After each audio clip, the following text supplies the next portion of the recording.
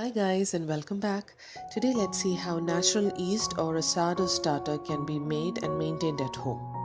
All you need for yeast to develop is flour and water. Here we're using water from overnight soaked raisins to begin with. Feel free to use honey instead, but I found raisin water to give a better tasting loaf of bread eventually. You could also use this natural wild yeast, otherwise called sourdough starter, for other recipes that require yeast. I use it to make different kinds of fluffy pancakes, eventually a lovely sourdough bread, and even a soft, melt in your mouth kind of palapams, which is a South Indian style pancake made with fermented rice and coconut milk batter. So let's get started. On day 1, we need to mix quarter cup of water from overnight soaked raisins to half cup of flour. Make sure the raisins are soaked in non-chlorinated or filtered water, as chlorine content in water destroys yeast production. Best bet is to use any whole grain flour or bread flour, as whole grains contain more nutrients for the sourdough starter or natural wild yeast to start developing. So once it's all mixed in, let's leave it loosely or almost closed like this in a warm area around 24 degrees Celsius. So that's day 2. As you can see, there isn't much activity except for the odd bubbles here and there. Let's have a closer look at it. So its consistency has changed a little. It's become a little frothy, but not much. So since I saw a few bubbles and consistency change within a day, I'm going to feed it. But if you see zero activity at this stage, then just leave it again for another 24 hours until you see some activity. So feeding is done using half cup flour. I'm using bread flour as that's all I had. Quarter cup of filtered water, which is at room temperature, and half cup of starter. So in order to feed the starter, I measured and mixed everything up in a glass jar, which I soon realized was too small. So eventually I will be transferring all of that mixture into a ceramic bowl, as I have no spare glass jars at this point. But you could mix it all up directly in a glass jar. A tall, wide-mouthed jar would be the best. Now with the rest of what remains in the glass jar can be discarded, but I prefer to save it and store away in another glass jar and pop it in the fridge. Or you could directly make pancakes out of it. I generally wait until I have collected all the discards from every day. That way I'll have a large batch to make pancakes or any other recipe that use flour and water. So now it's morning of day 3 and I see just a few more bubbles, and the consistency of the mix is becoming more airy, but not a lot. So I decide to leave it again for another few more hours. So this is now day 3 evening, and you see it bubbling away and it's ready for a feed now. Let's repeat the same feeding measurements into a glass jar or a bowl like this one.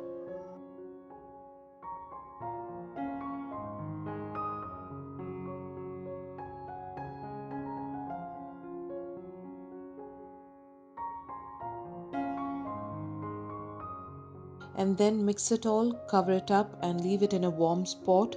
Now start checking every 12 hours, which takes us to the morning of day 4. As it's puffed up again, which is a good sign, lots of activity going on. Nice gluten strands, as you can see. It's consistently rising up now and is quite active, so it's time for its feed. Mix it all in, scrape down the sides, cover it up and put a rubber band around the glass jar in order to understand the level of rise of the starter later on. Okay, now next morning, day 5. Wow, it's beautifully risen, almost tripled in size. I leave it for longer to monitor how long it would take for it to start dipping, and that took me till evening of day 5.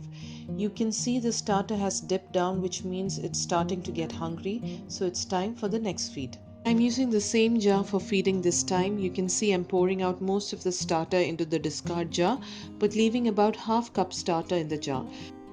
To that, add half cup of bread flour and quarter cup of filtered water. Mix it all in well, and I've tried to scrape down as much as I can. Adjust the rubber band to the level of starter, cover it up and leave it again to rise in a warm spot.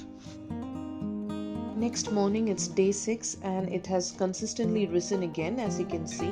Not so much as day 5 morning, but it has more than doubled in size. So I'm thinking instead of feeding or refreshing it, I will make a loaf of sourdough bread instead. I think it's only a young starter, but it's proven to be quite consistent and active. I'm making a loaf at this point just for you to see how it will turn out. I don't think it'll have as much as an open crumb as a mature starter, but let's treat this as an experiment to see how a 6-day-old starter makes a loaf of sourdough bread. In order to make a beautiful loaf with open crumb, I'd say continue the feeds for at least 10 days before you bake. Obviously, the older the starter, the better the bread is going to proof and taste. But let's see how this 6-day-old starter performs. I will link above a video on how to make sourdough bread from scratch, and would also put it up in the description box for you to find an explained version and the method of making a sourdough bread. I'll run through it all for you anyway. I'm using no fancy equipments for baking at all, so no Dutch oven, and also not using grease-proof baking paper to line the baking tray this time. I don't think beginners need to invest in any equipment, so I have tried to simplify it and make use of minimal equipments you may have at home. So while the bread making process is going on the screen, I like to mention a few things to keep in mind while making a starter. I always use inert materials to handle my starter, like a glass jar and plastic or silicone utensils. Just another thing I had in mind is that I usually leave mine in the boiler room where it's always warm, so find a warm spot at your place. Also, feed the starter only if there is evident activity happening in the beginning stages, and once it at least starts doubling in size, then feed it at its peak or just before dipping to develop a strong wild yeast or sourdough starter. So keep monitoring the activity of your starter while developing and go ahead and experiment with it, because that's the only way you'll start understanding it all. So now let's cut into the bread. The crumb is so soft and doesn't taste sour at all. The bread is quite moist and airy, but it won't be fair to compare it to a bread made with a mature starter, which will have all the inherent characteristics of a sourdough bread. But for a 6-day-old starter, I think it performed very well. We got a good oven spring and the bread looks and tastes great. So go ahead and make your own sourdough starter on natural yeast. You have seen how easy it is now. You could make a loaf of bread once you start seeing consistent activity like I did, or you can wait up to 10 days before you bake. It is all up to you. Once you make your starter, make it your own, give it a name even, and have fun. Mine is called Fluffy. Did you like that? Let me know down in the comments section. Also let me know any of your concerns that you may have, and I'll be sure to get back to you. I hope you've enjoyed the video. If you have, please hit the like button for me, and also don't forget to subscribe for more. So see you in the next one. Stay safe, lots of love, and God bless.